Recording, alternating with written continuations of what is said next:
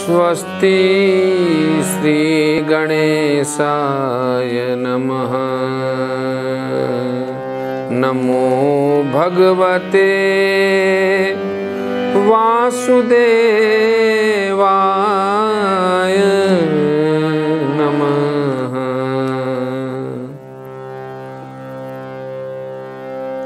बोलिए श्री वृंदावन बिहारी लाल की जय। श्री देवपुरी जी महाराज की जय। श्री दीप नारायण भगवान की जय। हिंदू धर्म सम्राट माधवानंद जी भगवान की जय। महामंडलेश्वर स्वामी महेश्वरानंदपुरी जी महाराज की जय। सत्य सनातन धर्म की जय। सभी ऋषि मुनि महात्मा की जय। गिरिराज धरण भगवान की जय। मैत्रेय उवाच निशम्य गदतामेव ऋषीणां धनुषि ध्रुवः संदधेस्त्रमुपस्पृश्य यन्नारायण निर्मितम्। मैत्रेय जी कहते हैं श्रीमद् भागवत के चतुर्थ स्कंद के कि ऋषियों का ऐसा कथन सुनकर महाराज ध्रुव ने आचमन करके श्री नारायण के बनाए हुए नारायण अस्त्र को अपने धनुष पर चढ़ा लिया, क्योंकि उनको घेर लिया था मायावी विद्याओं से यक्षों ने असुरों ने। तो अब उन्होंने नारायण अस्त्र को चढ़ाया। संधीयमान एतस्मिन् माया गुह्यक निर्मिता क्षिप्रम विनेशुर विदुर क्लेशा ज्ञानादयो यथा। उस बाण के चढ़ाते ही यक्षों की सारी माया नष्ट हो गई। ये है नारायण अस्त्र की ताकत। और जिस प्रकार ज्ञान के उदय होने पर अविद्या नष्ट हो जाती है। तस्यास्त्रम धनुषि प्रयंजतः सुवर्ण पुंखा कलहंसवाससः विनिश्रुता आवी विशुद्धिर्द्वलम यथा वनम भीमरवा शिखंडिनः। ऋषिवर नारायण के द्वारा आविष्कृत उस अस्त्र को धनुष पर चढ़ाते ही राजहंस से पक्ष और सोने के फल वाले बड़े तीखे बाण निकले। जिस प्रकार मयूर के करते हुए वन में घुसता है, उसी प्रकार भयानक साय साय शब्द करते हुए वे नारायण अस्त्र शत्रु की सेना में घुस गए। ते स्तिग्मधारे प्रधने श्रीमुखे ऋतस्ततः पुण्यजना उपद्रुतः तमभ्यधावन कुपिता उदा युधः सुपर्ण मुन्न फणः इवाहयः।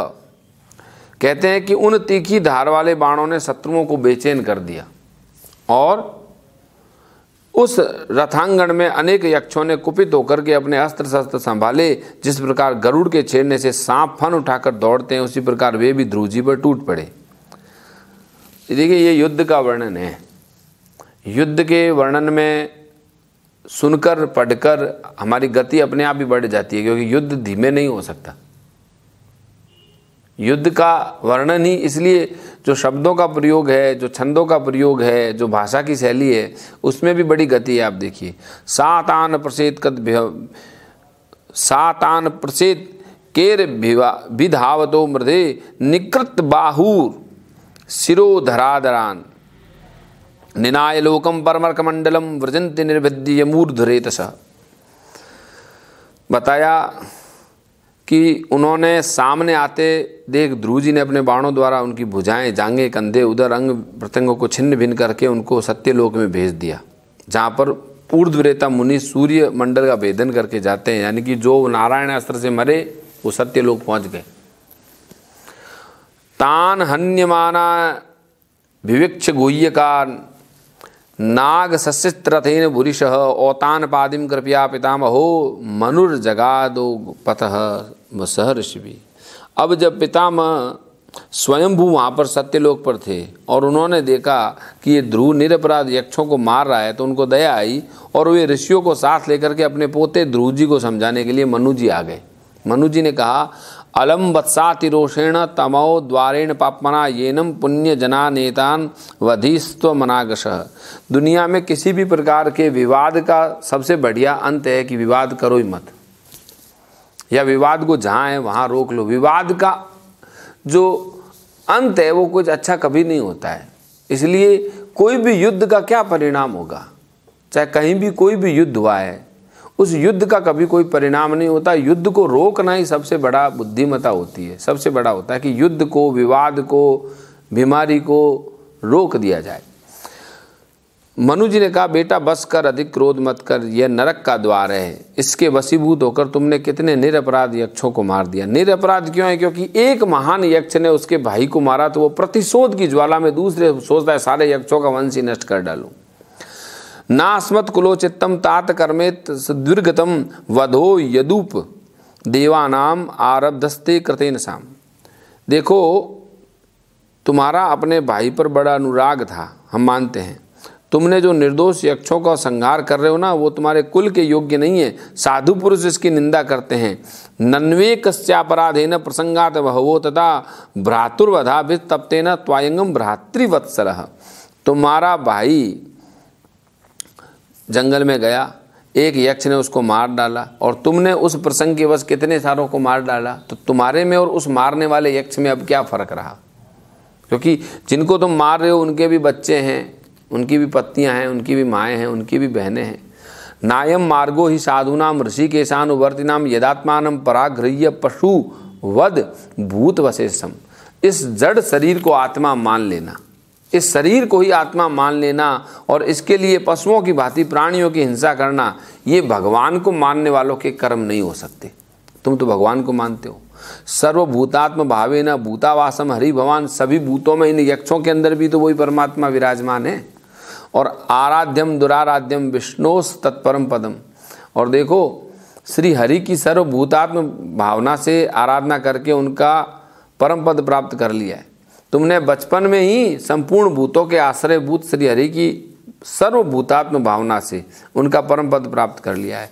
स त्वम हरेरुध्यास तस् पुंसा मपि सम्मत कथम तो वद्य कृतवान शिक्षण सतामृत। तुम्हें तो प्रभु भी अपना भक्त मानते हैं तथा भक्तजन भी तुम्हारा आदर करते हैं। तुम साधुजनों के पथ प्रदर्शक हो, फिर भी तुमने ऐसा निंदनीय कर्म कैसे किया? तितिक्षया करुणया मैत्र्या चाखिल जंतुषु समत्वेन च सर्वात्मा भगवान संप्रसीदति। श्री हरि ने अपने बड़े पुरुष के प्रति सहनशीलता, छोटों के प्रति दया और बराबर वालों के साथ मित्रता और समस्त जीवों के साथ समता का बर्ताव करना चाहिए। ऐसा करने से ही भगवान प्रसन्न होते हैं। छोटा है उस पर दया करो, बराबर और बाकी सबसे समानता का भाव रखो, और बड़े हैं तो उनके प्रणाम करो, उनके आगे झुक जाओ। संप्रसते भगवती पुरुष पराकृते गुण। और क्या बोल रहे हैं कि तितिक्षया करुणया मैत्र्या च चाखिल जंतुषु समत्वेन च सर्वात्मा भगवान संप्रसीदति। ये तो तुम्हारा जीवन का सिद्धांत होना चाहिए। बड़ों से आदर करना, छोटों की दया, बराबर वालों के साथ मित्रता, सब जीवों के प्रति समत्व। संप्रसते भगवती पुरुषन प्राकृते गुणे विमुक्तो जीव विनिर्मुक्ते ब्रह्म निर्वाण मृच्छति। यानी भगवान यदि प्रसन्न हो जाएंगे तो आदमी का लिंग शरीर से मुक्ति होकर वो ब्रह्म पद को प्राप्त कर लेगा। और वो ब्रह्म पद कैसे मिलेगा? कि बड़ों के प्रति सहनशीलता, छोटों के प्रति दया और बराबर वालों के साथ मित्रता, समस्त जीवों के प्रति समत्व। इससे मोक्ष की प्राप्ति हो सकती है, इस नियम को मान लेने से। हे बेटा ध्रुव, भूते पंचाभिराब्धेर्यो पुरुष एव ही तयोर्व्यात संभूतिर्योषित पुरुष योरिह भूते हे। बेटा ध्रुव, देह आदि के रूप में भूते हे पंचभिराब्धेर योषित पुरुष एव ही। पंचभूतों से स्त्री पुरुष का आविर्भाव होता है और फिर उनके पारस्परिक समागम से दूसरे स्त्री पुरुष उत्पन्न होते हैं। तयोर्व्यात संभूतिर योषित पुरुष योरिह एवं प्रवर्जते सर्ग स्थिति संयम एवं च गुण व्यतिकराद्राजन माया परमात्मना। इस प्रकार भगवान की माया से सत्ववादी गुणों में न्यून अधिक भाव होते हैं। जैसे भूत शरीरों की रचना होती है वैसे इनकी स्थिति प्रलय होते हैं, यानी कि कभी सत्वगुण अधिक होता है, कभी रजोगुण अधिक होता है, कभी तमोगुण। ये भी भगवान की व्यवस्था है। निमित्त मात्रम तत्रासि निर्गुण पुरुष ऋषभ व्यक्ता व्यक्तमिदं विश्वम यत्र भ्रमति लोहवत। हे पुरुष श्रेष्ठ, निर्गुण परमात्मा तो केवल निमित्त मात्र है। इसके आश्रय से यह कार्य कारण जगत इसी प्रकार भ्रमता है जैसे चुंबक से के आश्रय से लोहा। स खलविदम भगवान काल शक्तिया गुण प्रवाहेण विभक्त वीर्य कर्योत कर्तेव निहंत्य हंता चेष्टा विभिन्न खलु दुर्विभाव्या। काल शक्ति के द्वारा क्रमशः सत्वादि गुणों में क्षोभ होने से लीलामय भगवान की शक्ति भी सृष्टि आदि के रूप में विभक्त हो जाती है। अतः भगवान अकर्ता होकर भी जगत की रचना करते हैं और संहार करने वाले न होकर भी इसका संहार करते हैं। सचमुच उन प्रभु की लीला अचिंतनीय है। स खलविदम भगवान काल शक्त्या गुण प्रवाहेण विभक्त वीर्य करोत कर्तव्य निरंत हंता चेष्टा विभिन्न खलु दुर्विभाव्या। उन भगवान की लीला तो अचिंत्य है, यानी कि काल शक्ति के द्वारा क्रम से सत्वादि गुण में क्षोभ होना, फिर भी भगवान की शक्ति भी सृष्टि आदि के रूप में विभक्त होती है। अतः भगवान अकर्ता होकर के भी जगत की रचना करते हैं। सो अनंतो करह कालो नादिर कृद व्यय जन्म जनेन जनयन मार्यन मृत्युनांतकम। देखो बेटा, वे काल भगवान संपूर्ण सृष्टि में रहते हैं और अव्यय परमात्मा ही स्वयं अंत रहित होकर के जगत का अंत करते हैं। अनादि होकर के भी सबके आदि करता है।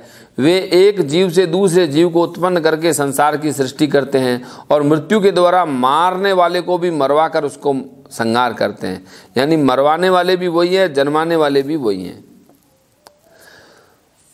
न वे स्वपक्षोस्य विपक्ष एव वा परस्य मृत्योर्विशता समम प्रजा तम धावमान मनुधावंत निशः यथा रजस्यानिलम भूत संगा। बेटा, काल भगवान संपूर्ण सृष्टि में समान रूप से अनुप्रविष्ट है, यानी कि जो काल है, जो समय है, वो सारी सृष्टि के अंदर अनुविष्ट है। हर चीज का एक समय है, उसके बाद उसका समय आता है, समय बदलता है। उस काल को आप ज्योतिष भी कह सकते हैं। और उनका न तो कोई मित्र है न कोई शत्रु है। जैसे वायु के चलने पर धूल के साथ उड़ती है, उसी प्रकार समस्त जीव भी अपने अपने कर्मों के अधीन होकर काल की गति का अनुसरण करते हैं। यानी अपने अपने कर्म के अनुसार सुख और दुख भी भोगते हैं। किसके अनुसार? काल के अनुसार। जैसे वायु के साथ धूल उड़ती है, तो धूल तो हम है और काल है वो वायु है, ये आप मान के चलिए। आयुषो उपचयम जंतोस्तथेवो पचयम विभु उभाभ्याम रहित स्वस्थो दुस्थय विदधात्यसो। सर्व समर्थ श्री हरि कर्म बंधन में बंधे हुए जीव की आयु वृद्धि भी करते हैं और क्षय का विधान भी करते हुए, परंतु वे इन दोनों से रहित है और अपने स्वरूप में। किसी की उम्र बढ़ रही है, किसी की घट रही है, कोई जन्म रहा है, कोई मृत्यु की ओर जा रहा है। ये सब कौन करते हैं? ये श्री भगवान हरि करते हैं, लेकिन खुद निर्लिप्त रहते हैं, अकर्ता भाव में रहते हैं। ये उनकी ही लीला है। ये सब क्यों बता रहे हैं? क्योंकि उत्तम की मृत्यु हो गई है और उत्तम की मृत्यु के कारण से उनको शोक भी है, उनको प्रतिशोध भी है, उनको उद्वेग भी है। तो ध्रुव जी का उद्वेग शांत हो जाए, तो ये काल के बारे में बता रहे हैं। केचित कर्म वदन्तेन स्वभावम परे नृप एके कालम परे देव पुंसम काल उपातरे। बेटा, इन परमात्मा को ही मीमांसा लोग कर्म कहते हैं। मीमांसक लोग इसी परमात्मा को क्या कहते हैं? कर्म है। मीमांसक लोग बोलते हैं कर्म ही भगवान है। और चारवाक स्वभाव कहते हैं, जो चारवाक को मानने वाले हैं। यानी चारवाक उस वक्त भी पहुंच गया, देखो कि चारवाक स्वभाव कहते हैं और वैशेषिक मत को मानने वाले इसको काल कहते हैं और ज्योतिषी लोग इसको देव कहते हैं और काम शास्त्री इसको काम कहते हैं। ज्योतिषी क्या कहते हैं? देव ने तुम्हारा बिगाड़ दिया काम। जिसका देव सहाय नहीं करता उसके सारे बने बनाए काम बिगड़ जाते हैं। ज्योतिषी लोग उसको देव कह देते हैं और वो फिर उस देव के अधीन होकर के किसी और के ऊपर आरोप प्रत्यारोप करते हैं, लेकिन काम उस देव ने बिगाड़ा। काल ने बिगाड़ा या कर्म ने बिगाड़ा या जीव ने बिगाड़ा या किसी के स्वभाव ने बिगाड़ा, लेकिन नाम अलग अलग है, सत्ता अलग है। अब देखिए, अव्यक्ता प्रमेयस्य नाना शक्त्युदयश्च च नवे चिकित्सितम तात को वेदाथम स्वसंभवत। किसी भी इंद्रिय या प्रमाण का विषय नहीं है। कौन? वो परमात्मा। महद आदि अनेक शक्ति भी उन्हीं से प्रकट हुई है। वे क्या करना चाहते हैं इस बात को संसार में कोई नहीं जानता, फिर अपने मूल कारण उस प्रभु को तो कोई जान ही कैसे सकते हैं। अब ये सब क्यों है? वो नहीं चाहते थे मनु महाराज की कुबेर से इसकी लड़ाई हो, क्योंकि कुबेर का और ध्रुव जी का लड़ाई होगा तो फिर बचेगा क्या। तो अब यहाँ पे हम इस अध्याय की इस श्रृंखला को विराम देते हैं। फिर आगे हम 24वें श्लोक से 35वें श्लोक तक इस 11वें अध्याय का भाग आगे सुनेंगे। बोली श्री वृंदावन बिहारी लाल की जय।